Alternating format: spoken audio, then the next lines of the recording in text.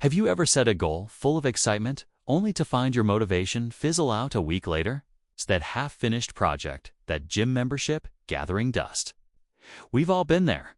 It feels like we're fighting a losing battle against ourselves. But what if I told you there's a level of discipline so powerful, so deeply ingrained, that it looks almost superhuman from the outside? This isn't about willpower or brute force. It's about understanding the psychology behind true self-control. And today, we're going to unlock its secrets. Let's be honest.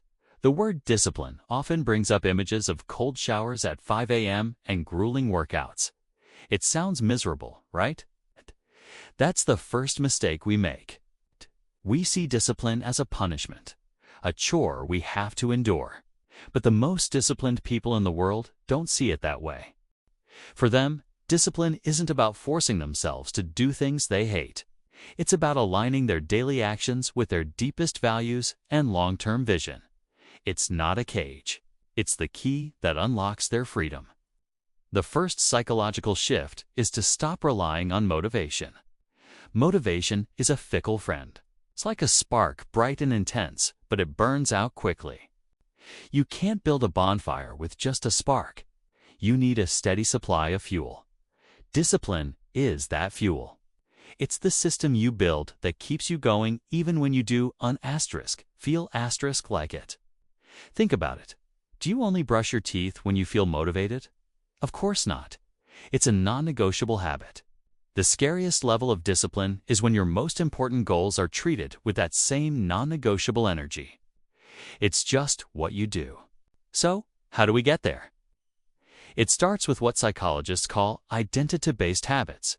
Instead of saying, I want to write a book, you start telling yourself, I am a writer. Instead of I want to get fit, you say, I am a person who prioritizes their health. This isn't just wordplay. When you tie your habits to your identity, you're no longer just performing an action. You're being who you are.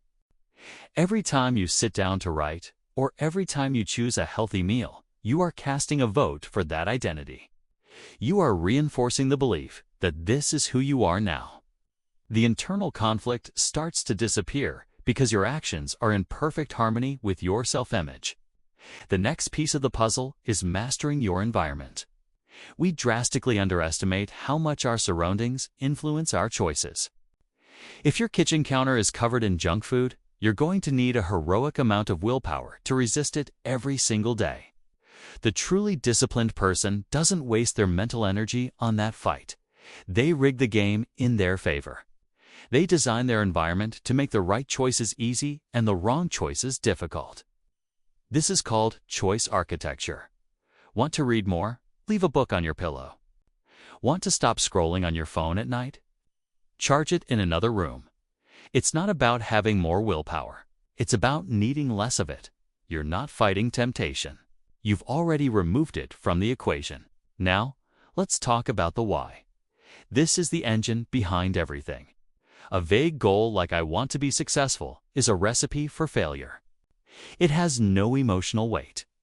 The scariest level of discipline is fueled by an incredibly strong, specific, and emotional why. Why do you want to build that business? Is it to provide a better life for your family? To create something that will outlive you? To solve a problem you care deeply about? You need to feel that reason in your bones. Write it down. Look at it every single day. When the inevitable moments of doubt and fatigue creep in, that powerful why is what will pull you through. It transforms a difficult task from a burden into a meaningful pursuit. It's the difference between pushing a boulder uphill and carrying a loved one to safety. The weight might be the same, but the purpose changes everything. Another powerful psychological tool is what I call the art of the start. Often, the hardest part of any task is just beginning. Procrastination is a form of emotional regulation. We avoid a task not because it's hard, but because it makes us feel bad, inadequate, overwhelmed, or bored. The secret is to make the starting ritual so laughably easy that you can't say no. This is the 2-minute rule. Want to build a reading habit? Your goal isn't to read a chapter. It's to read one page. Want to start running? Your goal is to put on your running shoes and step outside. That's it. Anyone can do that. What this does is bypass the brain's resistance. And once you start, inertia often takes over. That one page turns into 10. That step outside turns into a walk and eventually a run. You're not trying to build the entire wall at once. You're just laying a single perfect brick. Let's also bust the myth of perfection. The disciplined mind isn't one that never fails. It's one that gets back on track immediately. Many of us operate on an all-or-nothing mindset. You skip one workout and suddenly you think, well, the whole week is ruined. Kayla, I'll start again on Monday. This is a cognitive trap. The truly disciplined person understands the never miss twice rule. Life happens. You'll have off days. The goal isn't to be perfect. The goal is to not let one slip-up cascade into a total collapse. You missed the gym today. Fine, but you absolutely will not miss it tomorrow. This approach builds resilience and breaks the cycle of guilt and failure. It's about consistency, not perfection. The final, and perhaps most profound, level is embracing discomfort. Our modern world is designed for comfort and instant gratification, but growth and discipline live just outside our comfort zone. The most disciplined individuals don't just tolerate discomfort. They learn to welcome it. They reframe the feeling of struggle. That burn in your muscles during a workout isn't pain. It's a signal of growth.